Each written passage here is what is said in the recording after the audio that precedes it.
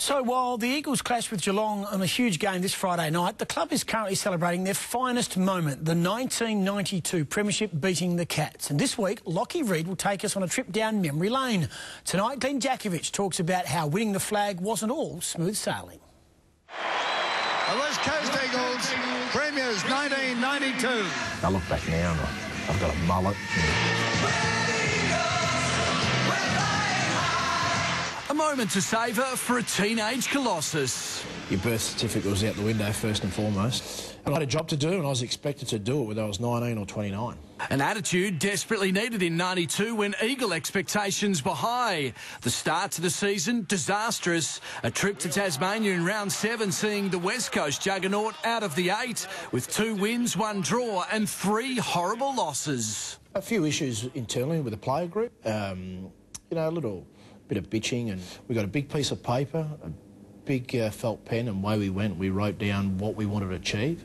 The honesty session lasting longer than a post-game debrief in the rooms. Monday's training was vicious, it was ruthless, it was a big honesty session. West Coast season was on the brink. That's where we won the flag, I really believe that. 4 straight wins resulted, the Eagles losing just 3 games from the remaining 16 home and away matches. Because you didn't want to play 2 bad ones in that side. WA's finest qualifying 4th, a heavyweight elimination bout against Hawthorn awaited them. Just remember the hysteria around Perth that let's hope we don't come across Hawthorn, because they felt we couldn't beat Hawthorn after the loss of the 2 finals the year before. The Hawks winged by 13 points. The Cats demoralised in a one-sided second semi. All of Victoria in fear. Their most treasured trophy about to be stolen. I just felt that, yeah, today's going to be a good day, because we ain't going to put up with this crap anymore. It's the biggest crowd they've played in front of. 16 of the 20 players are back. The warm-up, the pre-game, I can't remember anything. All I remember was running through the banner and we ran out second, and that boo was just the loudest I've ever heard. Jakovich playing his role on grand final day, but his best performance was left to the on-stage celebrations back in Perth with a premiership medal around his neck. Everywhere we go! Everywhere we go! I'm on par with Robbie Williams. Where we come from! But I do know who sounded better. That wasn't me. And if they can't hear us, we sing a little bloody louder! Lachy Reid, 10 News. Now to the next of our special feature reports on the Eagles' 1992 premiership. The club is celebrating the 20th anniversary of their groundbreaking achievement. And tonight, Lachy Reid's focus is on Brett Heady and his grand final secret. So many memories, so little time. Heady's hamstrings, an ongoing headline in '92. I came back early, I think, a couple of times, and was really pushing to play footy because I was young. West Coast competed in 25 games during their history-making season. Their flashy half-forward featured in just 11. The physio, his best friend. A lot of people around the club said it coincided with me meeting my wife at the time. I dispute that. Ruled out of the second semi, his fitness fight on grand final week, the lead story. Nearly 2 hours of ball work, and then Heady was put through a strenuous test on the tackling machine. For 15 minutes, and under the watchful eye of the coach, Heady was forced to stretch out to take overhead marks. No signs of hamstring problems, and one got the impression that Brett Heady had survived probably the most important fitness test of his career. I was not allowed to tell a single person that I'd been selected. My mum and dad were coming over from Perth, so I couldn't tell them. Sworn to silence but soaking up the atmosphere. The morning stroll to footy's Mecca posing more dangers than the game itself. And they made us, walk through the crowd to actually physically get into the oval, which would never happen now, I don't think. Lucky I wasn't Carl Langdon or Peter Wilson, because they were copping all the rubbish. Inside the ground, Heady was part of a master move which turned the game in the Eagles' favour. Trailing early, Mick Malthouse had 2 options: to bench his struggling half-forward or throw in the challenge of curtailing top cat Paul Couch. I got the call to go on to Couch halfway through the second quarter. Felt like I really started to get my hands on the footy quite a bit in the second quarter. I would have had 5 or 6 touches in the last 10 minutes. Across to Heady. A delicate little chip to the run of Matera. Suddenly the Eagles are alight. Matera sets sail for home. And the Eagles hit the break. His 28 possessions, a game high. I still keep pointing to the match stats from the game and show all the boys that, just how many more touches I had with anyone than anyone else, and telling Roo that he was blessed, and I don't know how much he paid to get that Norm Smith, but I deserved it. Hard work paying off, frustrations turning into a flag. Tomorrow night, the quiet achievers of 1992. Lachy Reid, 10 News. An afternoon to remember for the West Coast Eagles, with the club celebrating its history-making 1992 AFL premiership win. The late Chris Mainwaring and Gold Coast coach Guy McKenna, the only two missing from the team that took the Premiership Cup out of Victoria for the first time 20 years ago. The players reunited with master coach Mick Malthouse to relive some magic moments from one of WA's finest sporting achievements. Yeah, the day was special, and I think memory's always there when you're watching grand finals, and say to yourself, we were there one day, and we took the cup home. A premiership repeat 20 years on, expected to be a much tougher assignment. West Coast got a lot of injuries, but I think they'll be looking for the future more than this year. And while the players and the fans celebrate, we continue our look back at the Eagles' history-making performance back in '92. And tonight, Lachy Reid chats to a couple of quiet achievers who made an impact on grand final day.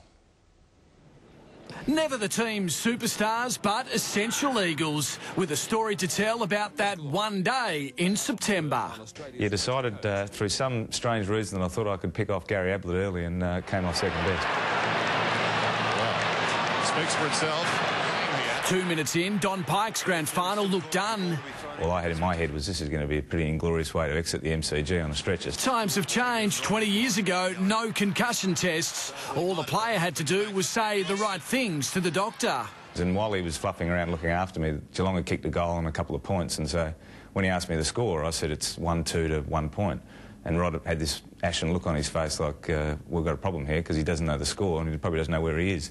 But yeah, he turned around and he noticed that they actually had kicked a goal and that I was right, so I ticked that box. Given the green light to return to the field, Pyke resumed his important role on Gary Hocking, all while his mate Tony Evans was sneaking under the Cats' guard.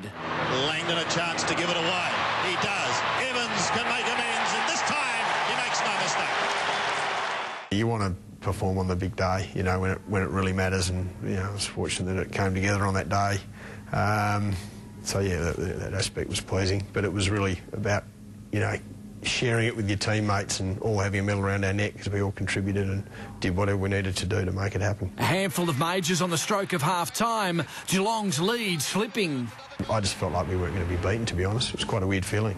And while the Cats were praying for some magic from their messiah, Gary Ablett, it was a fleet-footed wingman who was flying the flag for the West. Straight to the run of Matera from 55.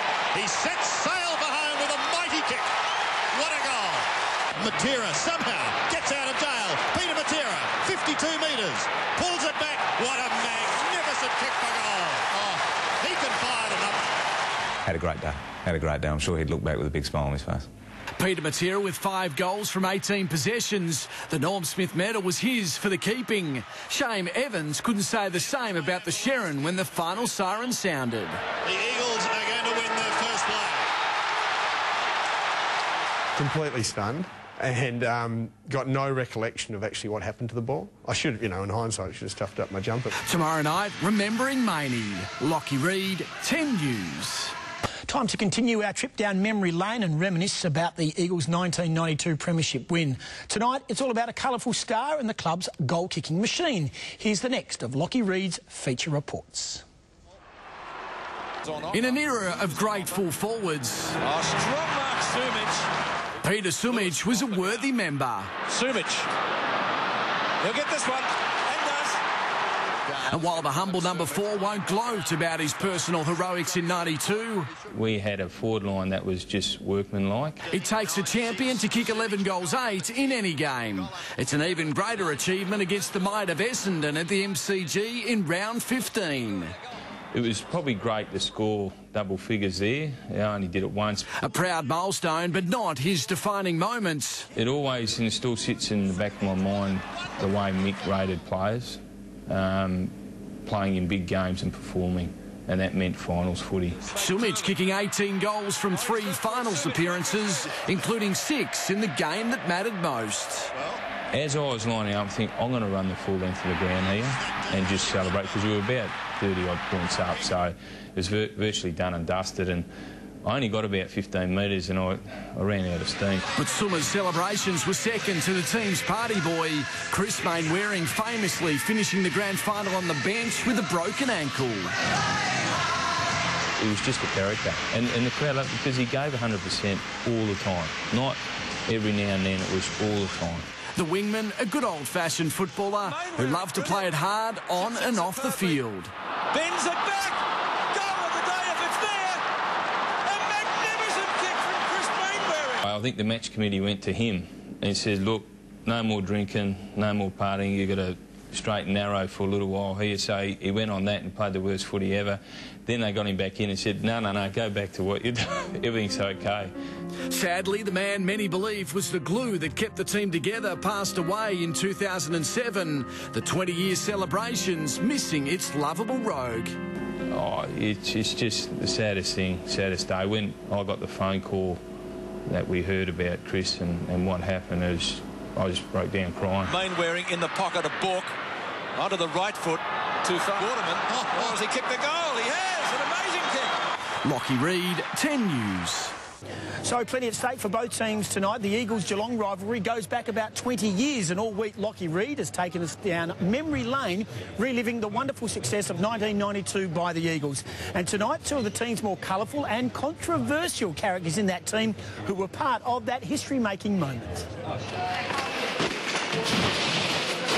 The class clown and his mad mate, despised by all on the East Coast. No, they didn't like us, mate. They definitely didn't like us. Well, we had Buddy Carl Langdon, Peter Wilson, Buddy, those blokes in there, stirring everyone up all the time. I'd be a close second to Carl, I think. I was actually brilliant playing with those blokes, like, because everyone would try and bash them up all the time. I think I was a little quieter about the way I went about dishing out the punishment. It seems more like the bad boy status was shared, especially on Grand Final Day 1992, when neither Langdon nor Wilson took a backward step against Geelong. So unnecessary too by Peter Wilson. Nothing gained whatsoever. I might have been a little bit orientated towards the man, not the ball on occasions. But amongst the bleach and bravado, undeniable talent, Langdon was the workhorse, Wilson a game changer. I played nearly 300 games of football, Lachy, and I'm remembered for one kick. Well, at least it was a goal. Wilson, like a cork in the ocean over his head. Oh, my word. What a goal. I would probably hear it once or twice a week. Doesn't matter where I am, I'd be walking down the street, shopping centre, and people do yell out, it's the cork in the ocean. Do they really? So, yeah, that's best now my middle name. The premiership groundbreaking. Never again will an all-West Australian side claim football's holy grail and make a whole state so proud. As soon as they opened the doors to the hangar, the crowd was just amazing. It was like being a rock star. Walking out with police guards onto the bus, and the trip back to Subiaco Oval where the streets were lined with people was just amazing. That was the biggest highlight for me, just to see how much an impression that this football side actually made on the whole state. You still see people nowadays, and you talk about the old premierships that we won, and the first one was obviously the most important and special one. So, yeah, incredible time, mate, and just feel so lucky to be a part of it. Although it does seem the next generation has moved on. They're not interested, mate, and there's old blokes running around. They only want to watch Nick Nat and that sort of thing, you know. So, I try to tell them about it, but they're not really interested, mate. They don't believe you. They don't believe I had hair. Lachy Reid, 10 News. Yeah, well done, Lachy. It's been a good week of feet.